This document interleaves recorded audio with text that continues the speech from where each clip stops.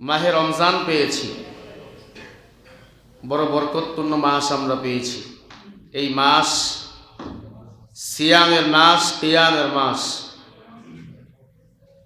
যারা রমজানের রোজাগুলি ঠিক মতো পালন করতেছি তাদের জন্য জান্নাতের দরজাগুলো ওপেন করা হচ্ছে। যারা রমজানের রোজা পালন ঠিক মতো করেছি, তারাবি করেছি, সাহারি করেছি, ইফতারি করেছি, তাদের আপনজনের কবর আযাবগুলো মাফ করে দেওয়া হচ্ছে। কারণ রোজা হলো তাকওয়ার সাথে সম্পর্ক। আল্লাহ রাব্বুল আলামিন বলেন, ইয়া আইয়ুহাল্লাযীনা আমানু কুতিবা আলাইকুমুস সিয়াম কামা কুতিবা আলাল্লাযীনা মিন ক্বাবলিকুম লাআল্লাকুম তাত্তাকুন। আমি আল্লাহ তোমাদের উপর রোজা ফরজ করেছি, হে ঈমানদারেরা, তোমাদের পূর্ববর্তী মানুষদের উপরেও আমি আল্লাহ রোজা ফরজ করেছিলাম। কেন? লাআল্লাকুম তাত্তাকুন। একটু খেয়াল করবেন, আল্লাহ তো বলতে পারতেন আমি আল্লাহ তোমাদের উপর রোজা ফরজ করেছি, তোমাদের পূর্ববর্তী মানুষদের উপরেও আমি আল্লাহ রোজা ফরজ করেছি। এই কথা বলার কারণ হলো আল্লাহ পাক আরো ইতমিনান পয়দা করতেছেন। শুধু তোমাদের উপর নয়, তোমাদের পূর্ববর্তী মানুষদের উপরেও রোজা ফরজ করেছিলাম। তার মানে হলো তোমরা যেন রোজার প্রতি বেশি গুরুত্ব দিতে পারো। রোজা আলহামদুলিল্লাহ দেখতে দেখতে আজকে কত রোজা? 18 রমজান। আলহামদুলিল্লাহ শেষের দিকে আমরা চলে এসেছি। এই রমজান মাস পাওয়ার পরেও কত মানুষ সফলতা অর্জন করেছেন, আবার কেউ বিফল হয়েছেন, ব্যর্থ হয়ে গেছেন, রোজা রাখতে পারেন নাই। কেন? নিয়াদের উপর ভেজাল। ইন্নামাল আ'মালু বিন্নিয়াত। কারণ যার নিয়াত হবে যেমন তার ফল পাবে। কথা বলেন না কেন? নিয়াত হবে যেমন ফল পাবে তেমন। আবার এই রমজান মাসেই কেউ পৃথিবী থেকে চলে গেছেন। রমজান মাসে যারা পৃথিবী থেকে চলে গেছেন এদের কয়েকটা সফলতা। এক, আল্লাহ তাআলা এদের রমজান মাসে কবরে সওয়াল জবাব বন্ধ করে দিয়েছে। কিয়ামত পর্যন্ত এনার আর সওয়াল জবাব হবে না। এই মুসলমান মারা গেলে কবরে সওয়াল জবাব হবে কি না? কিন্তু রমজান মাসে যারা মারা গেছেন, মৃত্যুবরণ যারা করেছে, তাদের কবরে সওয়াল জবাব হবে না। এটি রমজানের বরকত। শাহরু রমাদান আল্লাযী উনজিলা ফীহিল কুরআন। কারণ রমজান মাসে আল্লাহ কোরআন নাজিল করেছেন। কারণ যে মাসে কোরআন নাজিল হয়েছে এই মাসটির দাম কম না বেশি? কি বেশি? একটা ফরজ ইবাদত করলে ৭৪টা ফরজ ইবাদতের সওয়াব আল্লাহ আমলনামায় দান করে দেন।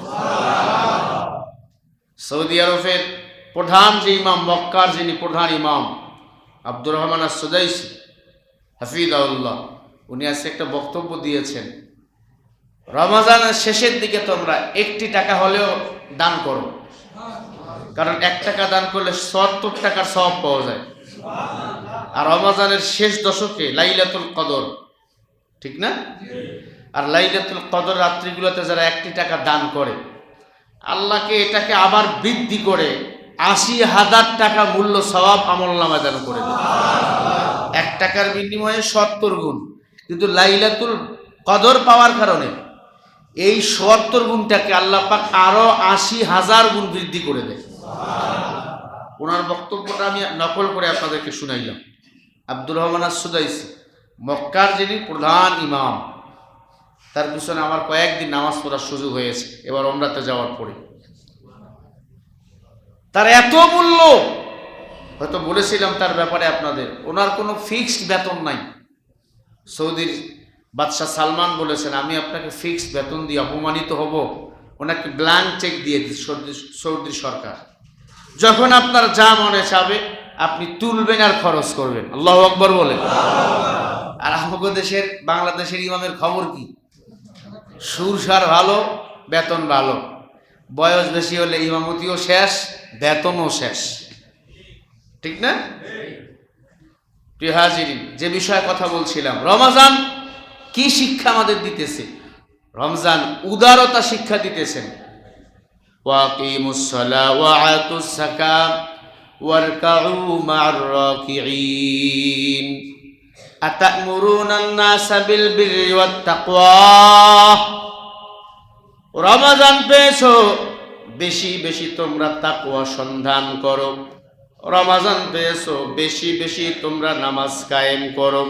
রমজান পেয়েছো, বেশি বেশি তোমরা অনাহার ব্যক্তিকে খাদ্যের ব্যবস্থা করো। যারা রোজা আছে ইফতারি করাও, একটা খেজুর দাও, কিছু বুট দাও। আমাদের বাংলাদেশে প্রায় মানুষ এখন বুট বুন দিয়ে খেজুর হলে ইফতারি করে। তুমি 20 টাকার ইফতারি কিনেছো, আর এক ভাইকে 10 টাকার ইফতারি করে দিয়ে দাও। আল্লাহ পাক ইফতারির বিনিময় আপনারা আমার জীবনের গুনাহগুলি মাফ করে আল্লাহ পাক জান্নাতের রাস্তা ক্লিয়ার করে দিবে। বড় ফজিলত। রোজাদার ব্যক্তিকে ইফতারি করাও। একজন রোজাদার ব্যক্তিকে যারা ইফতারি করাবে, আল্লাহ বলে তার জন্য আমি আল্লাহ জান্নাত যাওয়া ওয়াজিব করে দেব। হরকে দারাস খলকে কমাদিল মাদাম জান্নাতুল মাওয়া বিহাদুরা মাকাম। আল্লাহ পাক রব্বুল আলামিন বলেন, এ দুনিয়ার ইমানদার, রমজান মাস পেয়েছো, তাকওয়াটাকে মজবুত করে নাও। রমজান মাস পেয়েছো, আত্মীয়তার সম্পর্কটাকে মজবুত করে নাও। ক্বালা রাসূলুল্লাহ সাল্লাল্লাহু আলাইহি ওয়াসাল্লাম, সিলমান কাতাতা ওয়াফা মান সালামাত নাফসা ওয়া আসা রাব্বা। আল্লাহর নবী আমার বলেন, আত্মীয়তার সম্পর্ক ছিন্ন যারা করবে তারা জান্নাত যেতে পারবে না। আত্মীয়তার সম্পর্ক যারা মজবুত করে নিবে, আল্লাহ নবী বলেন তারা আমি নবীর সাথে জান্নাতে ঢুকবেন। সুবহানাল্লাহ বলেন। ও যুবক, তোমাদের জন্য আমার হাবিব কত সুন্দর মেসেজ দিয়েছেন। আরো একটা, ক্বালা রাসূলুল্লাহি সাল্লাল্লাহু আলাইহি ওয়াসাল্লাম, মাইয়াজমাল্লি মা বাইনা লাহইয়াইহি ওয়া মা বাইনা রিজলাইহি আজমাল্লাহুল জান্নাহ। নবী আমার বলেন, দুই জিনিস যারা হেফাজত করবে আমি নবী তাদেরকে জান্নাতে নেওয়ার জিম্মা নেব। এই যুবক, ভালো করে শুনে নাও। নবী আমার বলেন, 1 নম্বরে জবানের হেফাজত, 2 নম্বরে 2 উরুর মাঝখানের লজ্জা স্থানটা যারা হেফাজত করবে আমি নবী তাদেরকে জান্নাতে নেওয়ার জিম্মা নিব। সুবহানাল্লাহ বলেন। জবানের হেফাজত যারা করবে, রমজান মাস তারা দিনের বেলা খাইতে পারে না। খাবে? কারণ দিনের বেলা খাওয়া নিষেধ করে দিয়েছেন আমার আল্লাহ। দিনের বেলা দেখবেন চক্ষু, একটা বাদুর প্রাণী আছে না, বাদুর, দিনের বেলা দেখবেন কলা গাছে ঝুলে থাকে। ঝুলে কি? কেন? চক্ষু খোলে না কেন? রোদের ছাটা তার সহ্য হয় না। আপনার আমার রোজা বাদুরের মতো ঝুলে থাকবে যদি দিনের বেলা রমজানের রোজা চলা অবস্থায় সুবহে সাদিক থেকে ইফতার পর্যন্ত এই জবান দিয়ে খারাপ কথা যদি বন্ধ না করি, গুনাহ যদি বন্ধ না করি, ফাহশা কথা যদি বন্ধ না করি, আপনার আমার রোজা বাদুরের মতো কলা গাছে ঝুলে থাকবে, আরো সে উঠবে না। অতএব জবানটাকে হেফাজত করতে হবে। হাসরের ময়দানে সর্বপ্রথম জবানের হিসাব দিতে হবে। অকুল্লুহুম আতিহি ইয়াউমাল কিয়ামাতি ফারদা। আল্লাহ বলেন, সব মানুষের হিসাব আমি আল্লাহ একা একা নেব। সর্বপ্রথম আমি আল্লাহ জবানের হিসাব নেব। এই যুবকেরা ভালো করে শোনেন, আল্লাহ সর্বপ্রথম জবানের হিসাব নিবে। কি তুমি তোমার জবান দিয়ে কি আমল করেছো বলো?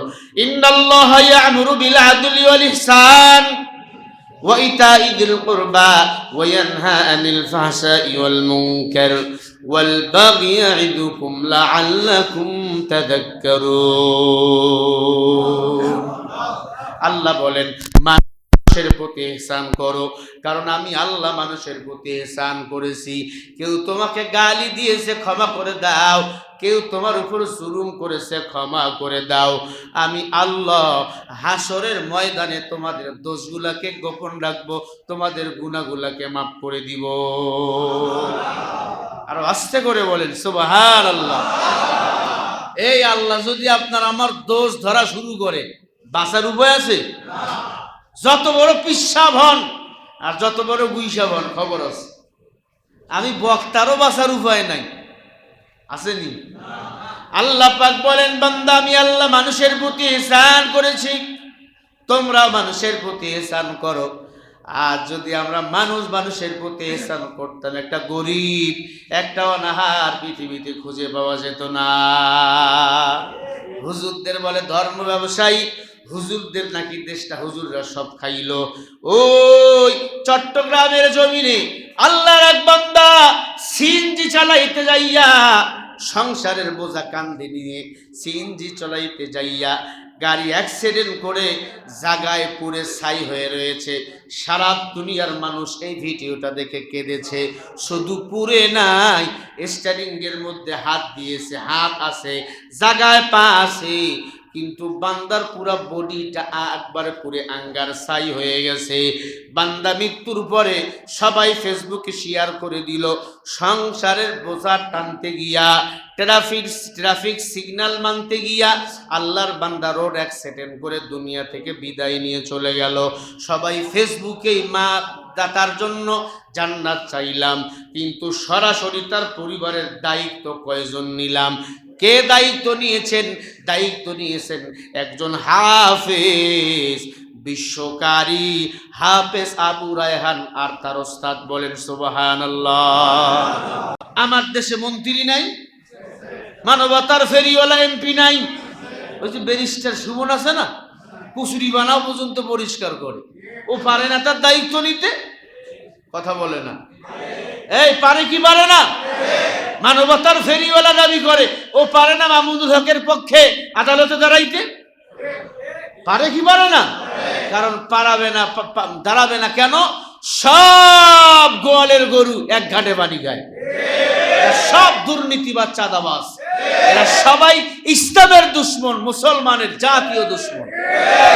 কারণ এরা চায় ইসলাম বিদায় করতে। এ তো পারে মামুনুল হকের পক্ষে। এই মামুনুল হকের মুক্তি দাও, পারে না? দাঁড়াবে না কেন? কারণ তার মা তো এক মুরব্বী, ওই মায়েরই সন্তান সে। পার্লামেন্টে দাঁড়িয়ে তেল মারতে পারে, কিন্তু আলেমের মুক্তি চাইতে পারে না। কারণ এরা সবাই এক গোয়ালের গরু। কারণ গরুর পিছনে গরু দৌড়ায়, মানুষের পিছনে মানুষ দৌড়ায়। ঠিক না বে ঠিক? ও আল্লাহর বান্দা, ভালো করে দিলের কান দিয়া শোনেন। এই সিএনজি চালক ভাই মারা গেল, আগুনে পুরে আঙ্গার হয়ে গেল। এর দায়িত্ব নিল একজন হাফেজ সাহেব, একজন মাওলানা সাহেব। কি ব্যাপার হাফেজ, তুমি কেন দায়িত্ব নাও? আলেম তুমি কেন দায়িত্ব নাও? কারণ কোরআন যার সিনে আছে, এরাই হলো প্রকৃত গুণের মানুষ। হায়রে সাদের দুনিয়ায় মানুষ পাওয়া বড় দায়, মানুষ দেখতে চলো এবার জাদু ঘরে যাই সবাই। মানুষের পেটে জন্মে মানুষ, পশুর পেটে হয় পশু। আল্লাহ জানে কোন বা পেটে জন্মেছিল যশ বুঝ। তোমরা তাকেও যদি মানুষ বলো, আমার বলার কিছু নাই। হায়রে সাদের দুনিয়ায় মানুষ পাওয়া বড় দায়, মানুষ দেখতে চলো এবার জাদু ঘরে যাই সবাই। ঠিক কিনা? গুণের মানুষ এমপি মন্ত্রী না, গুণের মানুষ হলো তারা যার সিনে কোরআন আছে, যারা মানুষের সুখে দুঃখে দাঁড়ায়, তারাই হলো প্রকৃত মানুষ। কথা বলেন ঠিক না? রাস্তাঘাটে যায় না চলা এই মানুষের ভিড়ে কেহ অন্যের পকেট মারে, ভাই রে অন্যের পকেট মারে। আছে না? 10,000 টাকা নিয়ে বগুড়া নিউ মার্কেটে গেছে, বিবিরে কিছু কিনে দিবে, এই দিক দিয়ে পকেট মারে, আঙ্গুল ঢুকাই দিয়ে সব নিয়ে নিছে। এও মানুষ। রাস্তাঘাটে যায় না চলা এই মানুষের ভিড়ে, এই মানুষের ভিড়ে আবার অন্যের পকেট মারে ভাই রে, অন্যের পকেট মারে। তোমরা তাকেও যদি মানুষ বলো, আমার বলার কিছু নাই। হায়রে সাদের দুনিয়ায় মানুষ পাওয়া বড় দায়। মানুষ দেখতে চলো এবার জাদুঘরে যাই সবাই। চেহারাটা দেখতে ভালো, পোশাকটাও চমৎকার, অন্তরে তার কদা ভরা, দিলটা বড় কাদাকার, দিলটা বড় কাদাকার। এই মানুষের ভিড়ে আজি আসল মানুষ নাই রে নাই। হায়রে সাদের দুনিয়ায় মানুষ পাওয়া বড় দায়। মানুষ দেখতে চলো এবার জাদুঘরে যাই সবাই। কোন সেই জাদুঘর?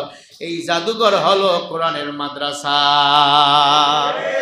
কি হয়? মাদ্রাসায় জঙ্গিবাদের ট্রেনিং হয়। আর বেটা জঙ্গিবাদের ট্রেনিং কোথায় হয় সেটা সারা দুনিয়া জানে, কথা বলে না। আবার মুসলমানকে বানাইছে সন্ত্রাসী। আমি গতকালকেও নীলফামারীতে বলেছি, আজও বলে দিয়ে যাই, আল্লাহর কসম করে মুসলমান সন্ত্রাসী নয়। এই পৃথিবীতে টপ লেভেলের সন্ত্রাসী ইহুদি নাসারারা, এরাই সন্ত্রাসী। আমগো সন্ত্রাসী বানায়। কারণ কি জানেন? পৃথিবীতে গড়ে দৈনন্দিন ৮,০০০ বেধর্মী কালিমা পড়ে মুসলমান হইতেছে। কারণ মুসলমানের বদনাম না করলে তো ওনারা ভাবে আর কি, আরো মানুষ বলে ইসলামের ভিতর ঢুকবে। আমার নবীকে যখন আবু জেহেল পাগল বলেছিল, তখন সবাই বলেছিল, কি রে এত সুন্দর মানুষ পাগল কেমনে হয়, দেখি একটু পাগলকে দেখি। প্রায় আমি বলি না, কেউ যদি পাগলকে বলে এই পাগল নৌকা ঝাঁকাবি না, ও দেখবেন আরো বেশি ঝাঁকায়। কেন কয়? মনে কইরা দিছে। ইহুদি খ্রিস্টানদেরকে বলে পাগলের কাছে কেউ যাবে না, সবাই আমার নবীকে দেখতে যায়। এত সুন্দর মানুষকে পাগল কেন বলে? গিয়া দেখে আমার নবী কোরআন তেলাওয়াত করতেছেন। এত সুন্দর কণ্ঠ, এত সুন্দর চেহারা, আমার নবীর চেহারার কাছে পূর্ণিমার চাঁদও হার মেনে গেছে। বলেন না সুবহানাল্লাহ। এরাই দিনের মানুষ ছিল, এনারাই প্রকৃত মানুষ ছিল, ঠিক কিনা? নবী নাই, ওলামা একরাম নায়েবে নবী, তাদেরকে মোহাব্বত করবেন, কাছে থাকবেন। দেখেন না সিএনজিতে মারা গেল, এমপি নাই, মন্ত্রী নাই, কত খেলোয়াড় মানবতার ফেরিওয়ালা দেখলাম, কত ক্রিকেটার এমপি মন্ত্রী দেখলাম, কেউ পাশে দাঁড়াইলো না। পাশে দাঁড়াইলে একজন হাফেজ সাহেব, একজন মাওলানা সাহেব। জোরে বলে আল্লাহু আকবার। তার 2টা সন্তান আছে। তারা বলেছে এই সন্তান 2টা ততদিন পর্যন্ত মানুষ হতে পারবে না যত খরচ বহন আমরা করব। মারহাবা বলেন না। আবু রায়হান বলেছে, আমি যেমন 1 নাম্বার হয়েছি সারা বিশ্বের মধ্যে কোরআন প্রতিযোগিতায়, আমি এই 2টাকেও আল্লাহ যদি চায় 1 নাম্বার বানাবো। আল্লাহু আকবার বলেন মিয়া। শুধু তাই নয়, তার বৃদ্ধ মা কান্না করতেছিল। তার বৃদ্ধ মাকে বলেছে, মা কাঁদবেন না, আপনার ছেলে যখন যে বাজার এনেছে আমরা সেই বাজার আপনারা করে দেব। থাকার ওই মাটার ঘর নাই, বলেছে ওই ঘর আমরা করে দেবো। আল্লাহু আকবার বলেন। ওই এমপি মন্ত্রীরে পাওয়া যায় ভোট আসলে, আর তো পাওয়া যায় না, যাই কি? হ্যাঁ মুসলমান, ভালো করে বুঝবেন, আপনার আমার সুখী দুঃখে পাশে দাঁড়ালে আলেমরাই দাঁড়াবে, তাছাড়া আর কেউ দাঁড়াবে না। মহামারীর সময় দেখেছেন একরামুল মুসলিমিন ফাউন্ডেশন রয়েছেন, যার পরিচালক হাফিজুর রহমান সিদ্দিকী সাহেবের ছোট ভাই হাবিবুর রহমান মিসবা। 5200 মানুষের দাফন আমরা করিয়েছি। ওই সদস্য, ওই একরামুল মুসলিমিন ফাউন্ডেশনের আমিও একজন সদস্য। কেন? আমাদের তো বউ বাচ্চা আছে, আছে না? খালি তা আপনাদেরই আছে? আমাদেরও তো মৃত্যু ঝুঁকি আছে। কারণ মৃত্যু কোন মহামারীতে হতে পারে না, মৃত্যু ঘটান কে? ক্বালু ইন্না লিল্লাহি ওয়া ইন্না ইলাইহি রাজিউন। ক্বালু বহু বচন, ইন্না মানে নিশ্চয়, ওয়া ইন্না ইলাইহি রাজিউন, আপনাকে আমাকে সবাইকে ফিরে যেতে হবে। কার কাছে? বলেন কার কাছে? আল্লাহর কাছে ফিরে যেতে হবে। এটা 100% সত্য কথা, নাকি কোনো পার্সেন্ট কম আছে? আর 100-এর গোষ্ঠী আরো বেশি। মরতেই হবে। কুল্লু নাফসিন যায়িকাতুল মাউত, প্রত্যেকটা প্রাণীকে মৃত্যুর স্বাদ গ্রহণ করতেই হবে, আজ অথবা কাল। কথাটা কার? মৃত্যুর স্বাদ যেহেতু গ্রহণ করতে হবে, আসেন সিদ্ধান্ত নেন রমাজান মাস গুনাহ ছেড়ে দেই, রমাজানের রোজাগুলো যেন আল্লাহ পাক কবুল করেন এবং এই রোজা যেন আপনাকে আমাকে জান্নাতে নিয়ে যেতে পারেন। কিছু করণীয় আছে। করণীয় নাম্বার 1, সাদকাতুল ফিতর আপনাকে আমাকে আদায় করতে হবে। ফিতরা যেটা আমরা বলি, ফিতরা কত করা হয়েছে এবার? 115, আর উপরে 2900 কত 30 বা 60 এমন একটা হয়েছে। সর্বনিম্ন 115 বা 30, উপরে 2930 বা 60। এটা হচ্ছে সাদকাতুল ফিতর। একটা ডিমান্ড বাংলাদেশে করা হয়েছে। সাদকাতুল ফিতর দিলে লাভ কি? আপনার রোজাটাকে সাদকাতুল ফিতর ঢাল হিসাবে বহন করবে।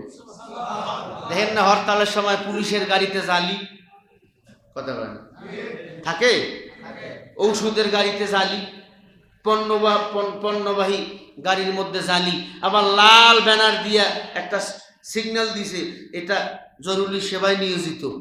কেন? কয় মারার আগে যদি একবার চোখে পড়ে নাও মারতে পারে। জালি দেওয়ার কারণ কি? ঢেল যেন আগে জালির মধ্যে লাগে, আমার গাড়ির গ্লাস যেন না ভাঙে। কথা বলে না। সাদকাতুল ফিতর হলো রোজার জন্য ঢাল, জালি। সাদকাতুল ফিতর দিয়েই ঈদের ময়দানে যাবেন, ঈদগাহতে যাবেন। আর সাদকাতুল ফিতর না দিলে ঈদগাহ যাইয়েন না। হুজুর আমার তো সাদকাতুল ফিতর দেওয়ার ক্ষমতাই নাই, আমি কি দিতে পারবো, নিতেও পারবো? হ্যাঁ, যদি আপনার সাধ্য না থাকে আপনি দিয়ে নিতেও পারবেন, কিন্তু সাদকাতুল ফিতর সবাই দেওয়া জরুরি। কারণ আপনার রোজাটা ঢাল হিসাবে থাক, কিয়ামতের ময়দানে এই রোজা আপনার জন্য সুপারিশ করবে। সুবহানাল্লাহ বলবেন না? এই রোজাগুলো জীবন্ত একটা করে মানুষ হবে, জীবন্ত মানুষ। কোরআন হাদিস একটু পড়বেন, আমি তো প্রায় আপনাদের বলি, কোরআন হাদিস যারা পড়ে তারা বুঝে। এই রোজাগুলো জীবন্ত একটা করে প্রাণী হবে, আপনাকে আমাকে ডাকবে, ঢাল দিয়ে হাউজে কাউসারের পানির কাছে নিয়ে যাবে, জাহান্নামের আগুনের দরজার কাছ দিয়ে আপনাকে ঘেঁষে নিয়ে যাবে ঢাল হিসাবে। এই সুবহানাল্লাহ বলবেন না? মিজানের পাল্লা এই রোজা আল্লাহর কাছে আপনাকে সুপারিশ করবে। এই রোজা এত পাওয়ার, এত পাওয়ারফুল। তাহলে সাদকাতুল ফিতর সবাই দেব তো ইনশাআল্লাহ? জোরে বলেন না ইনশাআল্লাহ? খুব দ্রুত দিবেন। আবার মসজিদ কমিটি যারা আছেন সাদকাতুল ফিতর বিলি করেন না, এটাকে বিলি করতে হবে 8 ভাগে। কয় ভাগে? গরিব পাবে 1 ভাগ, তালিবুল ইলম পাবে 1 ভাগ, মাদ্রাসা পাবে 1 ভাগ, সামাজিক কার্যকলাপে সামাজিক কাজে ভাগ বিলি বন্টন করতে হবে 1 ভাগ, মিসকিন পাবে 1 ভাগ, গরিব পাবে 1 ভাগ। এরকম 8টা খাত রয়েছে, আমি আপনাদের এটা লিখে দেবো। এই 8 ব্যক্তি পাবে এটা। অনেকে আবার সাদকাতুল ফিতরের টাকা দিয়ে মসজিদ নির্মাণ করে। আপনার টাকা নিয়ে আপনি গরিব হয়ে গেছেন। আমি বলছি আমাদের হয় না, হ্যাঁ অন্য এলাকায় হয়। কয়েকটা মাইক নেবো, মাইক, ওই মাইক দিয়ে আজান তোকে জাহান্নাম পর্যন্ত ডাকবে। ফিতরের টাকা উঠাইয়া বিলি না করে মাইক কেটে আছে না ভাই? কোনো গরিবের মেয়ের বিয়ে হচ্ছে না, ওখানে একটা মোটা টাকা দিয়ে দেন। এটা হলো এই জায়গায় আপনাকে আমাকে ব্যয় করতে হবে। এরপরে আসেন জাকাত। জাকাত দিবে কারা? আমরা মূলত বুঝি 7.5 ভরি স্বর্ণ আর 52 রূপা। তোলা রূপার অংশ সম্পদ থাকলে আপনাকে আমাকে জাকাত দিতে হবে। একটু ভালো করে বুঝবেন। কত টাকা থাকলে জাকাত দেবো? 40 টাকা থেকে 1 টাকা, 80 টাকা থেকে 2 টাকা, 100 টাকা থেকে 2.5 টাকা। তাহলে 1000 টাকা থেকে কয় টাকা? আরে 1000 টাকা থেকে কয় টাকা? 250। তাহলে 1 লক্ষ থেকে 2,500। তাহলে 7.5 ভরি স্বর্ণের দাম কত? আরে ভাই বলেন না কেন? 7.5 লাখ। তা মোটামুটি 12,000 12,500 টাকা আপনার আসবে। হুজুর কতদিন এই স্বর্ণ থাকলে আমার জাকাত ফরজ হয়ে যাবে? খেয়াল করবেন ভালো করে। এই কথা আপনারা বলে তো হবে না, একটু শোনেন ভালো করে।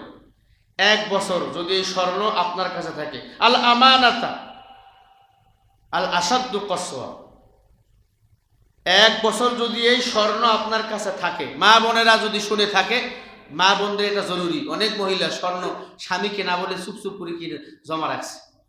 অনেক মহিলা স্বর্ণের যাকাত না দেওয়ার কারণে জাহান্নামে যাবে। কথা বলে না। অনেক মহিলা বাবার বাড়ি স্বামী টাকা জমা করছে, যাকাত দেয় না, জাহান্নাম যেতে হবে এই সম্পদের কারণে। 1 বছর যদি এই স্বর্ণ আপনার কাছে থাকে, তাহলে এর উপর যাকাত, কথা বলে না, ফরজ। ওয়া আকিমুস সালাহ ওয়া আতুস যাকাত, নামাজের পরে যাকাতের কথা আসছে। এই বিষয়গুলো খুব জরুরি। এখন বলবেন হুজুর আমার স্বর্ণ নাই, আমার টাকা আছে, কত টাকা থাকলে আমি যাকাত দিতে পারবো? 48,000 টাকাও যদি আপনার কাছে খাইয়ে দিয়ে থাকে, আপনাকে যাকাত দিতে হবে। বুঝাতে পারছি? আপনার সম্পদ আলাদা। এখন বলবেন আমার 20 বিঘা মাটি আছে, আমার 10 বিঘা মাটি আছে, বিঘা বলেন তো আপনারা, বিঘা, আমার এই জমির উপর কি যাকাত আমাকে দিতে হবে?